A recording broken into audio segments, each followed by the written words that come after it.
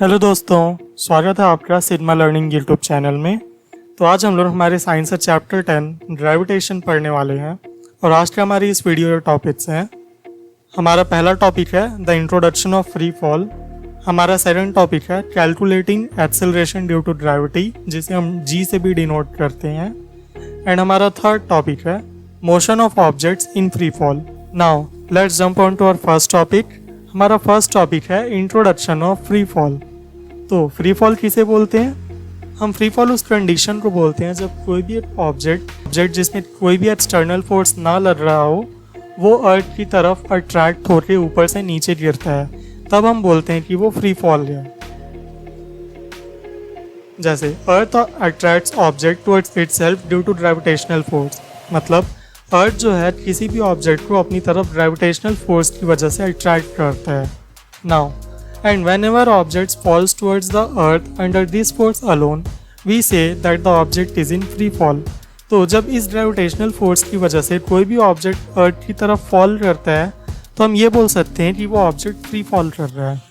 Now और next topic is does its velocity changes, मतलब जब भी कोई ऑब्जेक्ट अर्थ की तरफ फॉल कर रहा है तो क्या उसकी वेलोसिटी चेंज हो रही है, हम इसके बारे में डिस्कस करेंगे।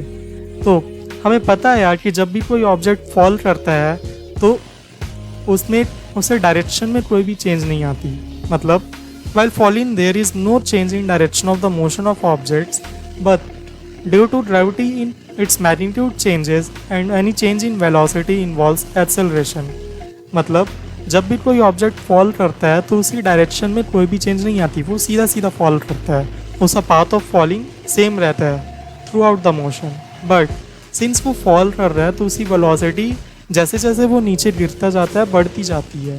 तो अगर उसकी वेलोसिटी बढ़ रही है मतलब उसकी वेलोसिटी में कुछ तो चेंज आ रहा है। अब वेलोसिटी में कुछ भी चेंज हो, चाहे उसका डायरेक्शन चेंज हो या फिर उसका मैग्नीट्यूड चेंज हो, हम उसे बोलते हैं कि वो बॉडी एक्सेलरेट कर रही है। तो यहाँ पे अगर उस स्पीड की या उस वेलोसिटी की मैग्नीट्यूड चेंज हो रही है तो हम बोल सकते हैं कि वो एक्सेलरेट कर रहा है, मतलब उसकी वेलोसिटी चेंज हो रही है, राइट। तो इसी एक्सेलरेशन को हम बोलते हैं यार एक्सेलरेशन ड्यू टू ग्रेविटी, और जिसे हम डिनोट करते हैं जी से। नाउ इसका यूनिट होता है यार जो बाकी एक्सेलरेशन का ही होता है, मीटर पर second square. Now let's jump on to our next topic. हमारा नेक्स्ट टॉपिक है calculating the value of g. अब हमें जी की वैल्यू कैसे कैलकुलेट करेंगे यार, तो इसके लिए हम एक एग्जाम्पल लेते हैं।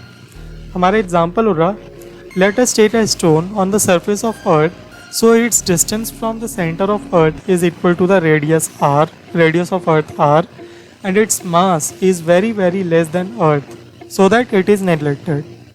मतलब हम एक स्टोन लेते हैं जिसे हम अर्थ की सरफेस पे रख देंगे तो हम यहाँ से ये कंसिडर कर सकते हैं कि वो जो उसका डिस्टेंस अर्थ से फ्रॉम अर्थ 0 हो जाएगा और सेंटर ऑफ अर्थ से उसका डिस्टेंस हो जाएगा अर्थ के रेडियस के बराबर, जिसे हम r से डिनोट करते हैं। एंड सिमिलरली अगर हम उसके मास को अर्थ के मास से कंपेयर करेंगे तो हमें पता चलेगा यार कि उसका मास बहुत ही कम है अर्थ के कंपैरिजन में, तो हम उसके मास को इजीली नेगलेक्ट कर सकते हैं, मतलब इस पूरे सिस्टम का मास हम अर्थ के मास के इक्वल ले सकते हैं। तो यहाँ पे अगर हम आगे देखें तो since we know F equals to mg, यहाँ पे g एक्सेलरेशन है और हमें पता है फोर्स होता है मास इंटू एक्सेलरेशन, तो यहाँ पे आ जाएगा force equals to mass into acceleration due to gravity. Now let's moving forward. यहाँ पे mg की वैल्यू आ जाएगी g m into M upon D square. ये इक्वेशन हम यूनिवर्सल लॉ ऑफ ग्रेविटेशन से लिए हैं, जहाँ पे फोर्स की वैल्यू हो जाती है g, ये होता है universal gravitation constant, into mass of first body into mass of second body upon distance between them. तो यहाँ पे मास ऑफ फर्स्ट बॉडी अगर हम अर्थ का ले लें जो होता है कैपिटल एम, और मास ऑफ सेकेंड बॉडी हम ले लेते हैं स्टोन का, जिसे हम नेगलेक्ट कर देंगे, तो यहाँ से हमारी जी की वैल्यू आ जाएगी G into M upon D square. यहाँ पे स्मॉल जी हो रहा है एक्सेलरेशन ड्यू टू ग्रेविटी, और कैपिटल जी हो रहा है यूनिवर्सल ग्रेविटेशन कॉन्स्टेंट, और कैपिटल एम हो रहा मास ऑफ अर्थ, और डी हो जाएगा आर के बराबर यानी रेडियस ऑफ अर्थ। यहाँ पे हम स्मॉल एम को नेगलेक्ट कर देंगे तो उसे इक्वेशन से हटा देंगे, राइट। अब अगर हम इन सब की वैल्यूज़ पुट करेंगे तो हमारे पास जी की वैल्यू आ जाएगी g equals to universal gravitation constant की वैल्यू हो जाएगी 6.7 into 10⁻11 into mass of earth हो जाएगा हमारा 6 into 10⁻24 kg upon radius of earth हो जाएगा 6.4 इंटू 10⁻6 और यहाँ पे रेडियस ऑफ अर्थ का होल स्क्वायर था इसलिए 6.4 इंटू 10⁻6 का होल स्क्वायर।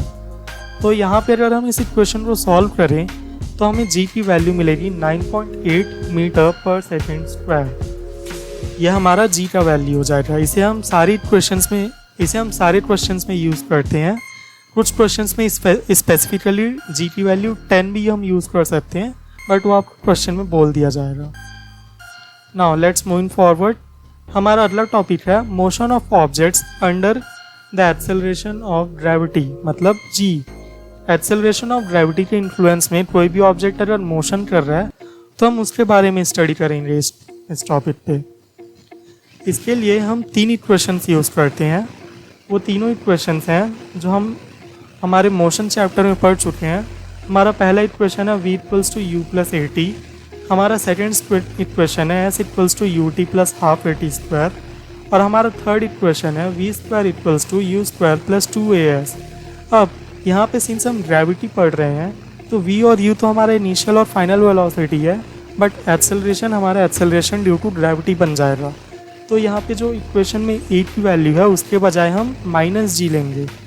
g इसलिए बिकॉज ये एक्सेलरेशन ड्यू टू ग्रेविटी हो जाएगा, एंड माइनस साइन हम यहाँ पे इसलिए ले रहे हैं because acceleration due to gravity हमेशा डाउनवर्ड डायरेक्शन में पॉइंट करती है, इसलिए हम यहाँ पे a को -g से रिप्लेस कर देंगे।